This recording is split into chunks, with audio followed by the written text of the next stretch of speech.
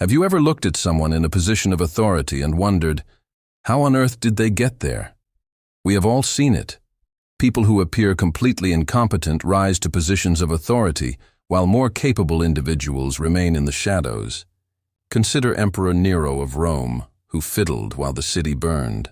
More recently, corporate leaders, such as Elizabeth Holmes, built a multi-billion-dollar company on technology that never worked. It is such a common pattern that it almost seems deliberate. What if it is?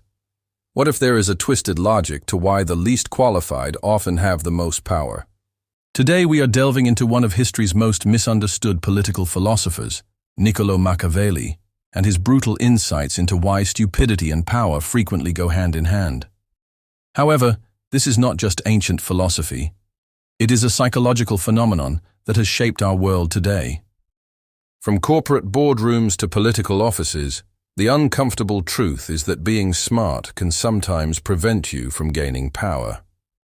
Understanding this paradox may be the key to recognizing the manipulative forces at work in our society, or even guiding you down your own path of influence. In the 16th century, exiled from the political life he loved, Niccolo Machiavelli wrote what would become one of history's most contentious political treatises, The Prince. Unlike the idealistic political philosophers who came before him, Machiavelli was not concerned with how rulers should act in a perfect world. He concentrated on how power actually worked in the real world. Everyone notices what you appear to be. Few people have experienced who you truly are. This statement cuts to the core of Machiavelli's thinking. He recognized that when it comes to acquiring and maintaining power, perception often trumps reality. And herein lies the first hint to our paradox. Appearing competent is often more important than being competent. Machiavelli observed that rulers who demonstrate excessive intelligence frequently create problems for themselves. Why? Because intelligence is often associated with traits that can be liabilities in power struggles. Nuanced thinking, ethical considerations, and self-awareness are examples of such characteristics. Consider what happens when a truly intelligent person joins a power structure. They often see complexity where others see simplicity. They recognize limitations when others make grandiose promises. They doubt themselves, whereas others exude absolute confidence. In situations where bold assertion takes precedence over thoughtful deliberation, these intellectual characteristics become disadvantages. Consider the contrast between someone like Socrates, who questioned everything and was eventually sentenced to death by the Athenian democracy, and populist leaders throughout history, who rose to power by offering simple, absolute certainty. Socrates' famous, "I know that I know nothing," wisdom made him a political failure rather than a philosophical giant. Meanwhile, countless leaders have risen by claiming to have all the answers. A controversial 2017 study published in the Journal of Management suggested something that may make you uncomfortable. Intelligence correlates positively with leadership effectiveness only up to an IQ of 120. Beyond that point, additional intelligence actually becomes a barrier to leadership development. According to the researchers, exceptionally intelligent people find it difficult to connect with and influence others who do not understand their complex thinking patterns. Think about that. Being too smart may prevent you from obtaining leadership positions in the first place.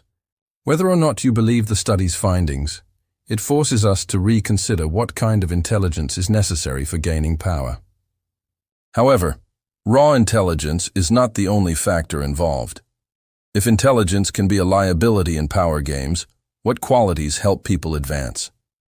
This brings us to a psychological principle that explains why we frequently follow the wrong people. Have you ever observed how the loudest voice in the room frequently becomes the most influential, regardless of what that voice is actually saying? This phenomenon has a deep psychological basis. In the 1990s, psychologists David Dunning and Justin Kruger discovered the Dunning-Kruger effect. People with limited knowledge have a tendency to overestimate their competence, whereas genuine experts tend to underestimate theirs because they are aware of how little they know. The fool thinks he is wise, but the wise man recognizes himself as a fool. Shakespeare captured this principle centuries before psychology coined the term. but Machiavelli would have recognized it right away as a fundamental truth about power dynamics. Modern research confirms that this bias occurs in leadership situations. A 2020 study published in the Journal of Personality and Social Psychology discovered that people who were overconfident were more likely to be perceived as leaders by their peers, regardless of their actual competence. The appearance of certainty was more compelling than demonstrated expertise. Consider George Armstrong Custer, whose unwavering confidence resulted in disastrous military decisions but earned him quick promotions and devoted followers. Consider the technology industry, where founders who speak in absolute visionary terms frequently receive massive funding over more measured, experienced entrepreneurs. Adam Diamond's work exemplifies this. Despite a shaky business model, his unwavering confidence enabled him to attract billions of dollars in investment and a cult-like following. This pattern repeats itself all over the world. Japan's Masayoshi, SoftBank's son, lost $70 billion on failed investments, while maintaining investor trust through sheer personality. During the post-Soviet privatization, Russia's oligarchs rose through connections and trust rather than competence. Singapore, on the other hand, put in place safeguards to prevent confidence from trump competence in leadership selection. In 2012, Stanford and University of Houston researchers discovered that narcissism, rather than competence, may be the most powerful predictor of who emerges as a leader in unstructured groups. Narcissist-led groups did not perform any better. They just assumed they did. These shortcuts served our forefathers well in simple situations, but they become problematic in our complex modern world, where genuine expertise frequently requires acknowledging uncertainty. This confidence illusion explains how incompetent people can rise to power. But there is something more sinister at work, a mechanism that enables them to solidify their position across entire organizations. Machiavelli noticed something significant about power dynamics. Incompetent leaders usually surround themselves with even less competent subordinates. In The Prince, Machiavelli wrote, "The first method for estimating the intelligence of a ruler is to look at the men he has around him." What Machiavelli understood was that weak leaders deliberately select weaker subordinates to ensure that their authority is never challenged. This causes a cascading effect in which incompetence becomes institutionalized. Doctor. According to organizational psychologist Totoma Kamuro-Premusaic, this poses a threat to competence. Insecure leaders are threatened by capable team members who may expose their flaws or eventually replace them. Instead of talent, they look for loyalty and non-threatening personalities. Consider it a lack of competence that spreads from the top down. In Emperor Commodus's court, capable administrators were gradually replaced by flatterers and entertainers, hastening Rome's demise. The Centrome political system in Brazil today institutionalizes this dynamic in which incompetent political appointees secure positions based on personal connections rather than merit. African countries, such as Zimbabwe under Mugabe, saw the systematic replacement of capable administrators with partisan loyalists. Devastating economic consequences follow. This results in what organizational scientists refer to as homopy, or the tendency of individuals to associate with others who share their characteristics. In power structures, this means that incompetent leaders build islands of incompetence around themselves, shielding themselves from opposing viewpoints and constructive criticism. Have you ever worked in an organization where asking questions was frowned upon, where raising concerns was interpreted as a lack of teamwork? These are symptoms of the network effect in action. Despite this, we are still drawn to leaders who provide simple answers. This vulnerability helps to explain why incompetence persists despite our best efforts. Why do we frequently choose leaders who provide straightforward solutions to complex problems? The answer is rooted in cognitive psychology and our fundamental need for certainty in an uncertain world. Genuine expertise is almost always accompanied by subtlety. Real experts are aware of their knowledge's limitations. They understand complexity. They recognize that there are trade-offs. However, these intellectual virtues can be deeply unsatisfying to our psychological needs. For the vast majority of people are content with appearances as if they were realities, and they are frequently influenced more by what appears than by what is. Machiavelli's words revealed a fundamental truth about human psychology. We crave certainty, even when it is not feasible or realistic. Consider what happens during a crisis or an uncertain situation. People rarely rally around a leader who declares that this is a complex situation with no easy solutions that will necessitate careful consideration and unavoidable trade-offs. Instead, they follow the person who confidently declares, "I alone can fix this." The solution is straightforward. Consider how actual environmental scientists discuss climate change with careful caveats, ranges of possibilities, and nuanced policy recommendations, as opposed to how popular figures on both sides frame the issue with absolute certainty.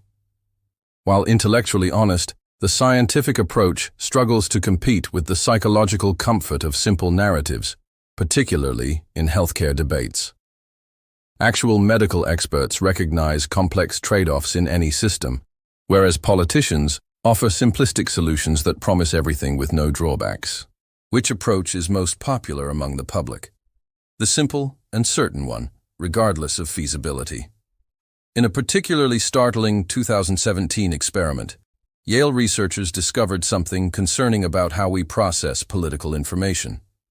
When subjects were presented with mathematically complex policy problems and solutions, their ability to correctly interpret the data was directly influenced by whether the results matched their political beliefs.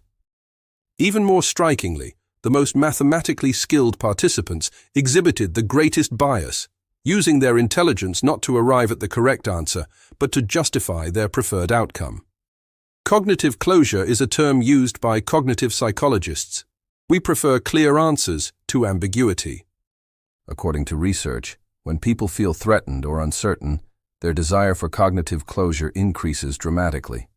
They become more open to black and white thinking and more willing to follow authoritarian leaders who exude absolute certainty.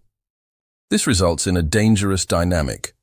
The more complex and frightening our world becomes, the more vulnerable we are to simplistic thinking and those who promote it. It is comparable to a psychological immune system failure. When we need nuanced thinking the most, we are most vulnerable to intellectual shortcuts. Have you ever been drawn to an explanation because it was simple and definitive, despite the fact that you suspected the reality was more complex? That is the principle at work in your mind. While our psychological comfort with simplicity contributes to this dynamic, there is another, more troubling dimension to consider. One that demonstrates why intelligence alone does not ensure effective resistance to manipulative power. This is where Machiavelli becomes truly disturbing. He claimed that moral considerations frequently disadvantage intelligent people in power struggles.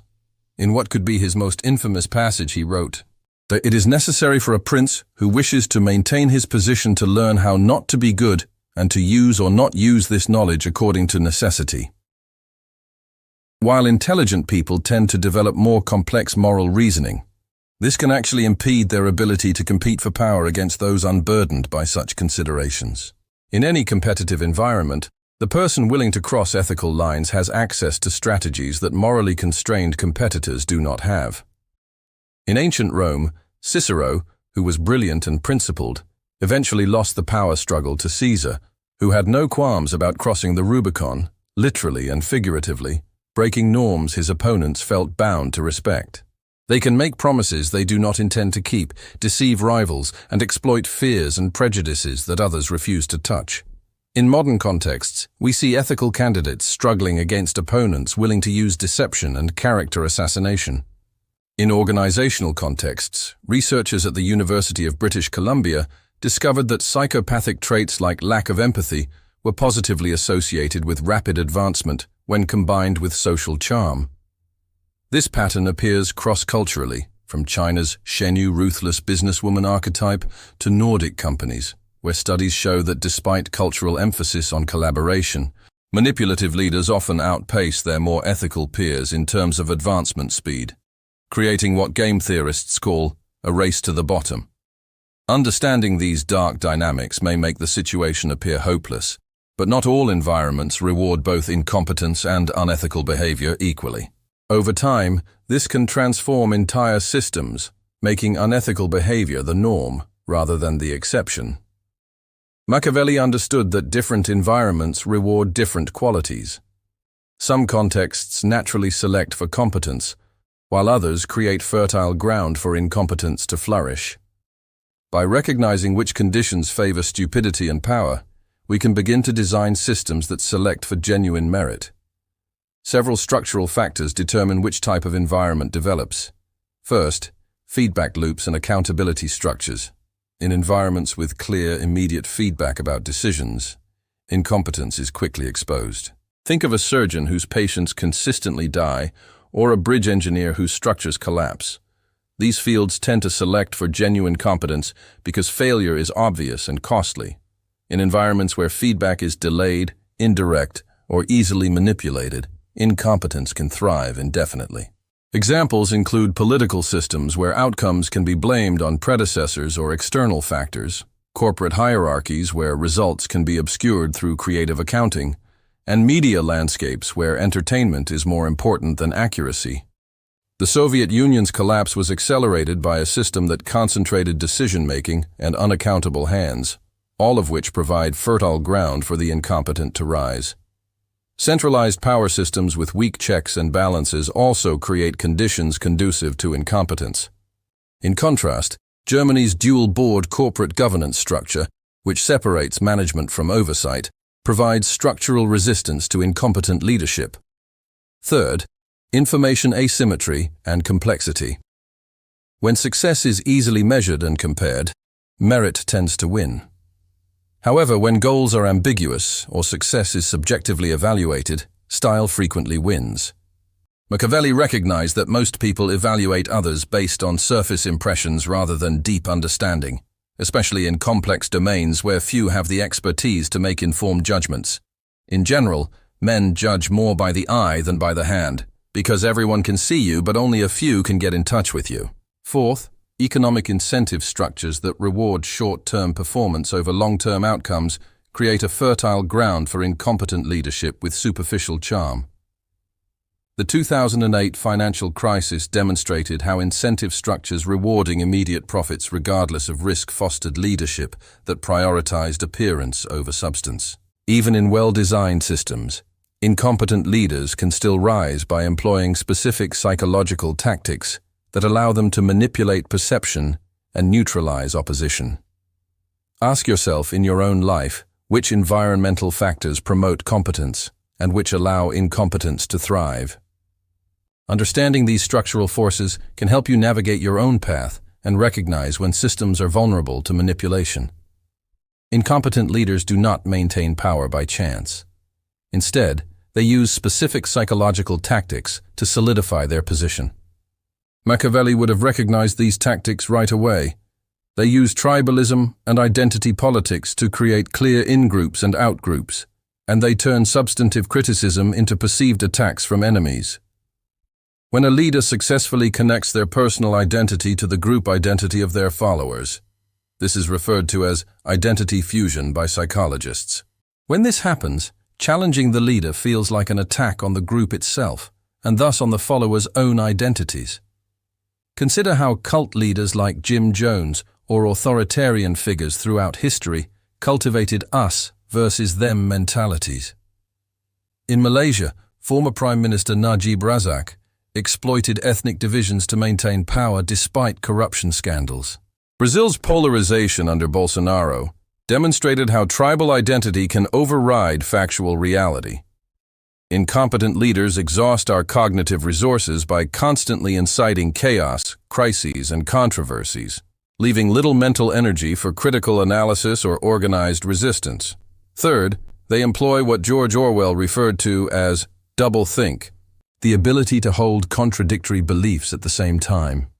By constantly shifting positions and rewriting history, they create an environment where truth feels subjective and accountability becomes impossible. The vulgar crowd is always taken by appearances, and the world is primarily made up of vulgar people. When Machiavelli wrote these words, he was not mocking ordinary people. He was recognizing a psychological vulnerability that we all Our cognitive architecture evolved for a simpler world, making us vulnerable to manipulation in complex information environments. Fourth, in post-industrial regions worldwide, economic anxiety creates fertile ground for incompetent leadership that offers easy scapegoats rather than honest analysis. When people are struggling economically or are concerned about their future, they are more vulnerable to leaders who promise simple solutions to complex structural problems. Consider your own media consumption. How often do you find yourself chasing the latest outrage rather than focusing on deeper, more consequential issues? This principle is at work. Recognizing these dark patterns is important, but it is not enough. We need concrete strategies to protect ourselves and our communities from their influence. At the individual level, awareness is our first line of defense. By understanding the hidden forces that shape thought, we become less susceptible to them. This defense is based on three essential practices. First, we must cultivate intellectual humility, the ability to recognize the limits of what we know. Research shows that intellectually humble people are better at evaluating ideas based on evidence rather than confidence. Second, we need to develop media literacy, the ability to discern depth from spectacle, which entails deliberately selecting information sources, questioning presentation, and filtering for quality over quantity. In the same way that our physical immune system protects us from infection, intellectual humility serves as a cognitive immune system, protecting us from manipulation and false certainty. Warren Buffett once said, "Really successful people turn down almost everything." Apply this to information. Most noise is rejected by wise thinkers, who focus on clarity and insight instead. Third, we should encourage philosophical reflection, which is the practice of taking a step back from the daily grind to examine deeper principles. Reflection enables us to become active agents in shaping our mental environment, rather than passive consumers of it. Bacon once said, "The wise man will make more opportunities than he finds." And the ancient Stoics advocated daily reflection to prevent emotional reactivity. Institutional design is also important at the collective level, as systems can be designed to reduce bias, deception, and incompetence. The Boeing 737 MAX crisis demonstrated what happens when engineers' concerns are ignored in favor of profits. Three pillars emerge here as well: strong accountability mechanisms, structures that provide honest feedback regardless of a leader's charm or persuasive power, and a company with an independent board versus one in which the board rubber stamps executive decisions. Diverse teams are not only socially desirable, but also empirically more accurate, as they challenge assumptions and reduce blind spots that homogeneous groups tend to overlook. The absence of accountability resulted in tragedy. Second, institutions must promote cognitive diversity, which is the inclusion of different perspectives in decision-making. Third, we must enforce transparency, rules that prevent complexity from becoming a shield for incompetence. Sunshine laws in government or conflict of interest disclosures in medicine make it harder to hide behind jargon or secrecy. Education connects these threads, but teaching technical skills alone is insufficient. We must prioritize critical thinking and ethical reasoning. The Academy was founded in Athens, the humanists were nurtured in Florence, and great civilizations do not just teach, they cultivate wisdom. So ask yourself, which of these safeguards are present in your community, and which are absent?